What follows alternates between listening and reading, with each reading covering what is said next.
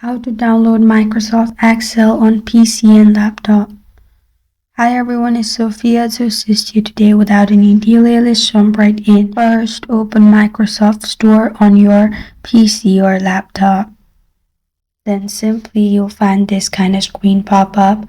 Click on search bar on top and search Excel. You'll find Excel. Simply click on Excel. You can only download Excel if you have paid for it.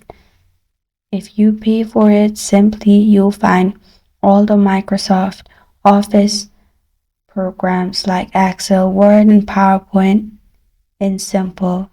You cannot download Excel freely.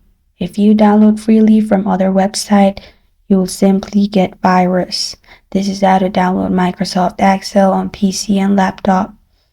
Thank you for joining me today. If this video helps you out, please leave a like and subscribe for more. Got a question or want to suggest a topic, comment below. I am Sophia signing off. Until next time.